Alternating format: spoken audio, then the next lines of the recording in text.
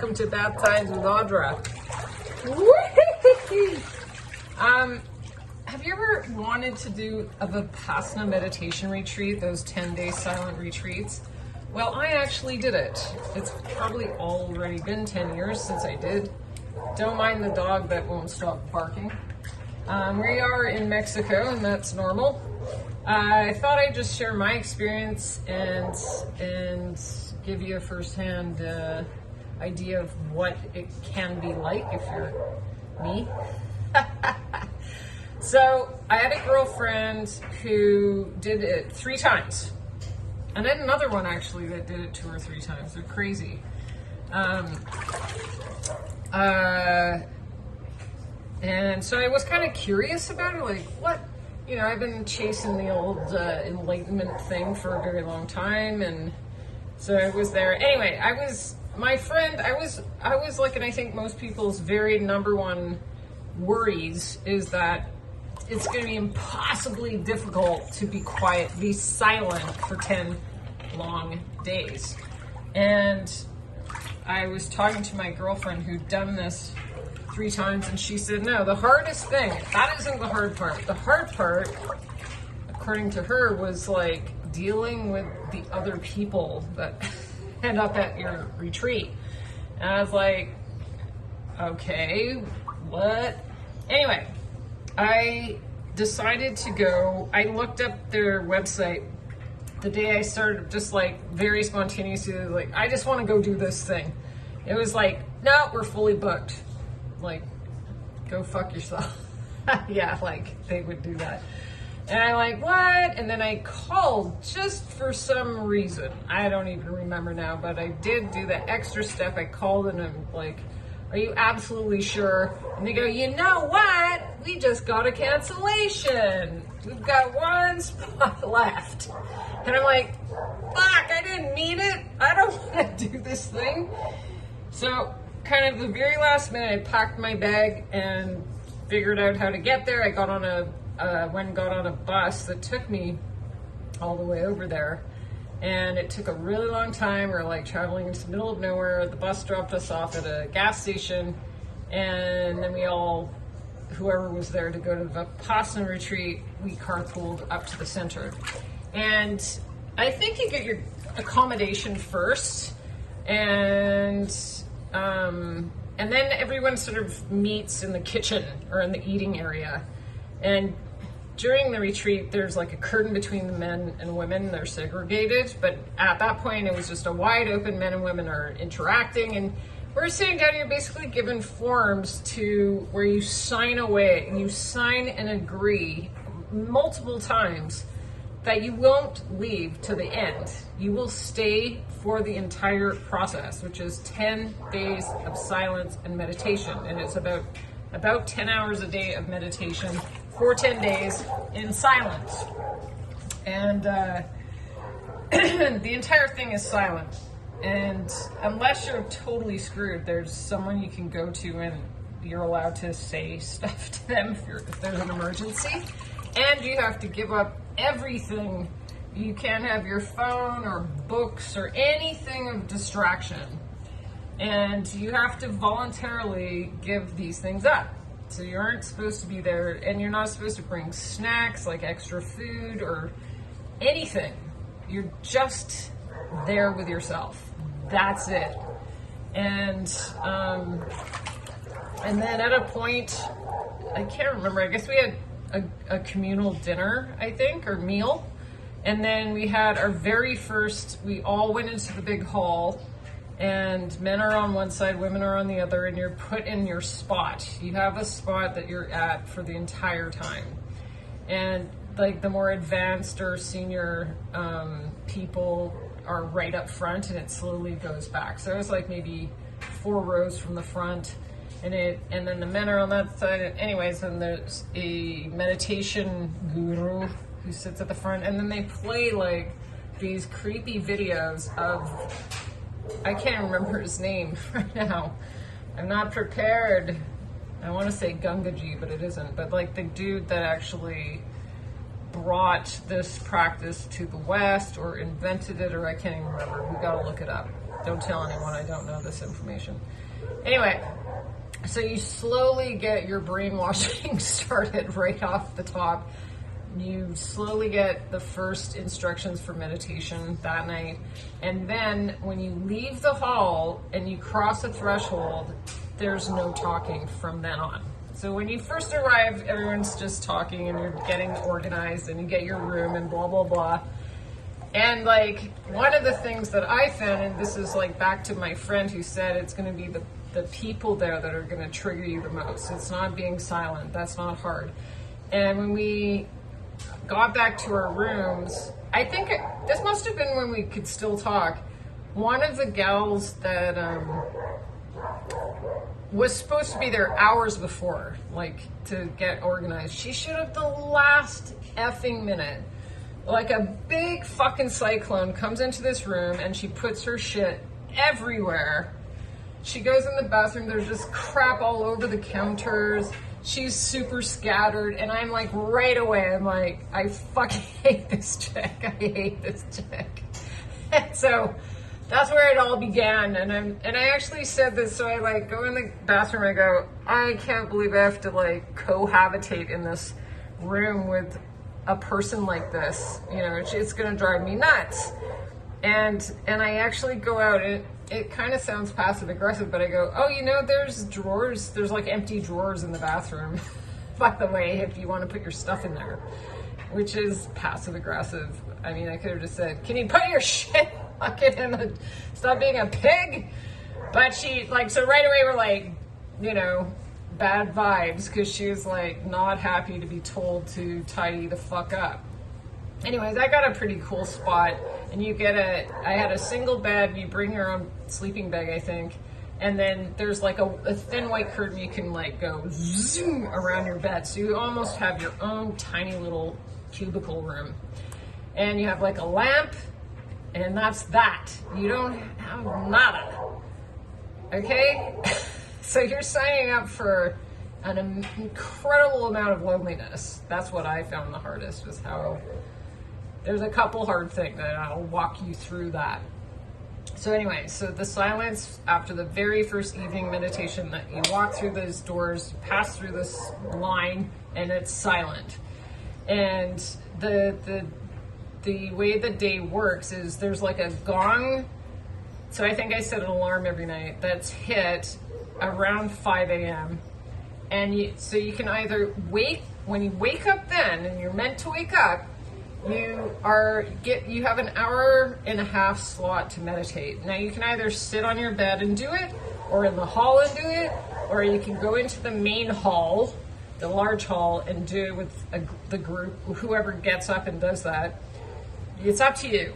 And then there's like breakfast, and then there's another slot of meditation where I think you all meditate together, and these are like 1.5 hour kind of slots. Then you have lunch, and then there's sections where you're allowed to go walking outside. You're not allowed to do yoga. You're not allowed to stretch. You can do basic walking. That's it. Do not make eye contact with anyone. You're not supposed to engage with anyone, talk to anyone. No eye contact. So like I would walk around because, you know, you're sort of like, holy shit, this is really fucking intense, and just not make eye contact.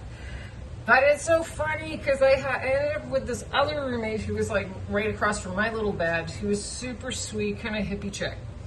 She brought scents with her. She brought tea tree oil and peppermint, and she claimed she had migraines, and so she convinced the person you're allowed to talk to, you know, asked her if she was allowed to use them. And it was like the most beautiful blessing I could have ever received. And this chick was a naughty, because she brought her own, she brought like trail mix, like this and that, and she was like breaking all these, like there's rules. And to me, I'm like, I'm just doing it. I'm gonna follow it exactly as it is. Like, why wouldn't you? Like, you're here to do this experience the authentic way. But she was like, she started putting peppermint or tea tree oil on at night. And because you're so sensory deprived, it's so intense. like, it'd be way worse now after having the iPhone for this many years, where you're like obsessively getting entertainment in your eyeballs. Just having the scent, this extra little thing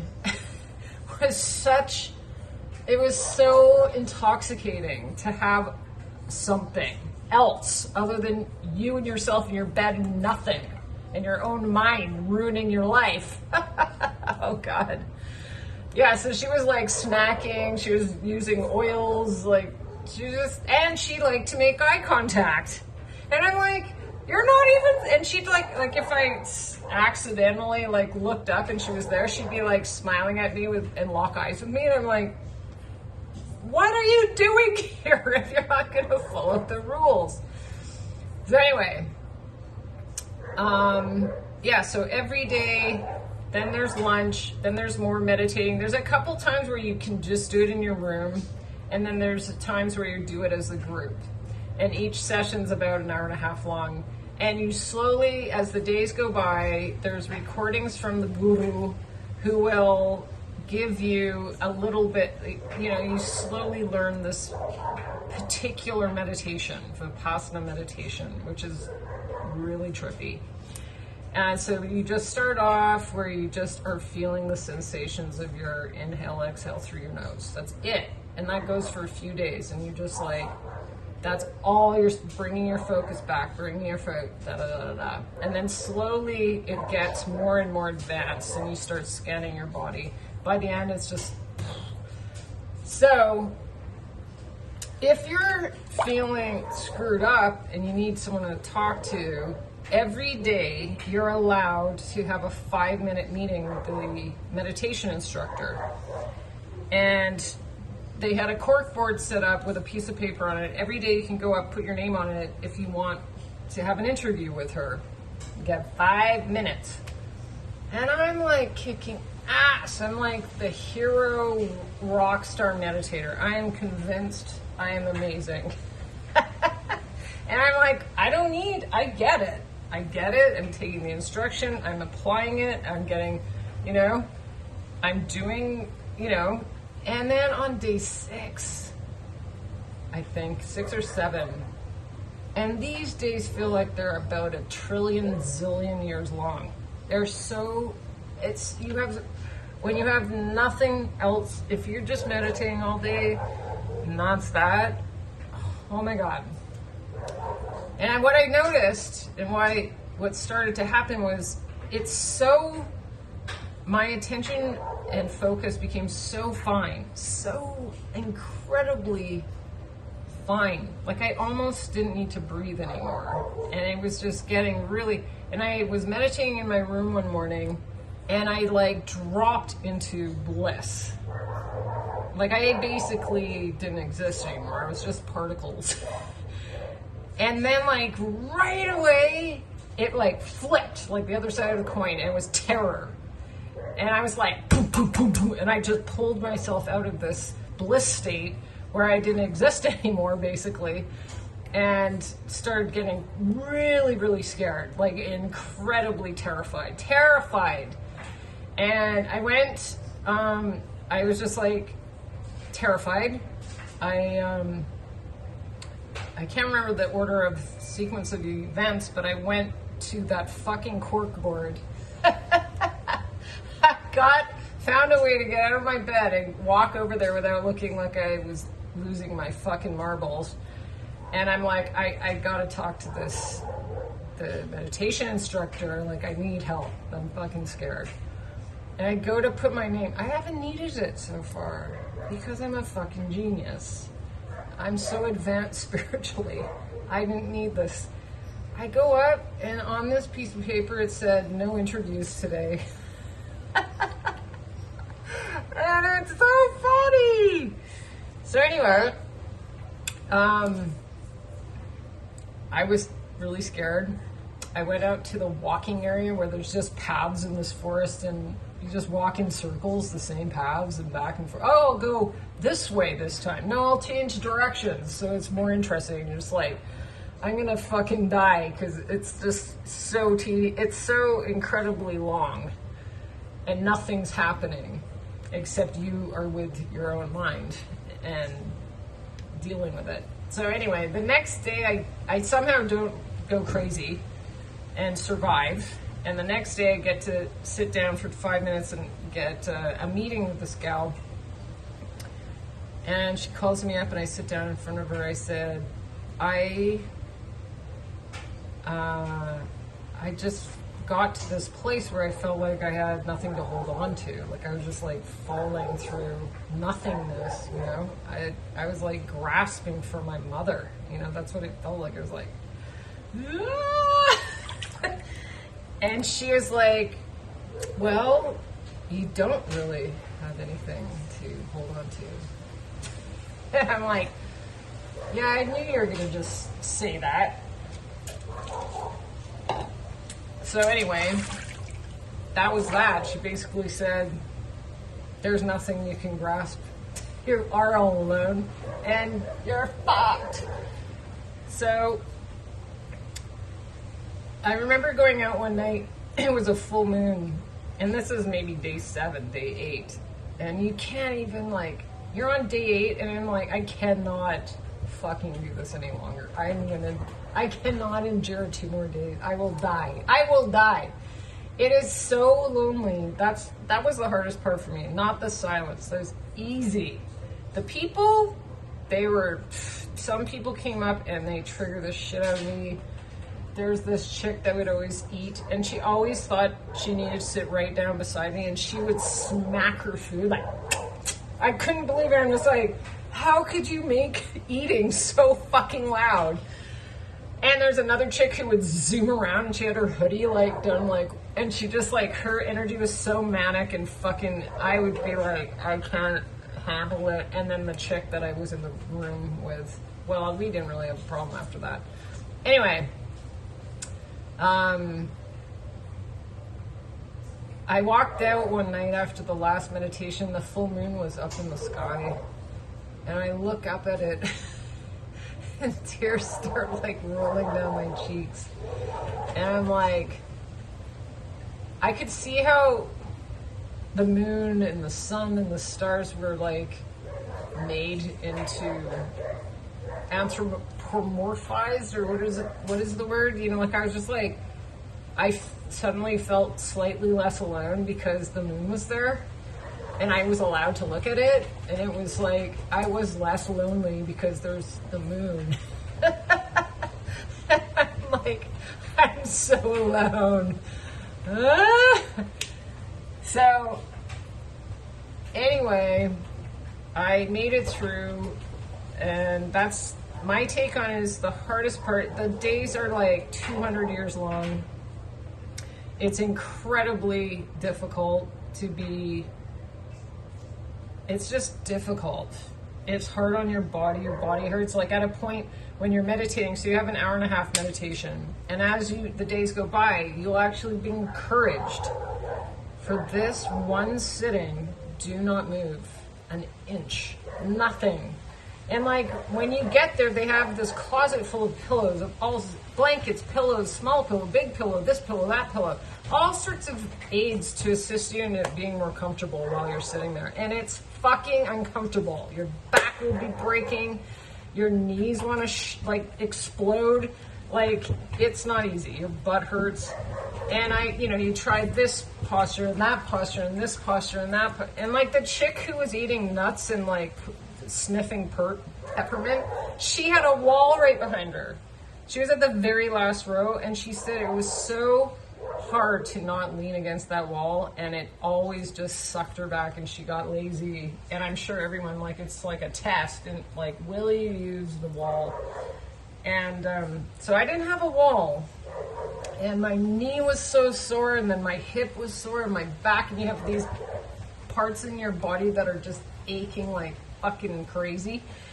And but yeah, like towards, when you get more and more advanced as you go on, they encourage you to not move. And I actually did it. I couldn't believe it. I did it, I don't know how many times, but you sit through the agony and don't, other than just breathing, you aren't moving a muscle, like for the entire time. And I've never been that strong before in my fucking life. That reminds me of how the guys next door will fart like unbelievably smelly farts because you're eating vegetarian food the whole time.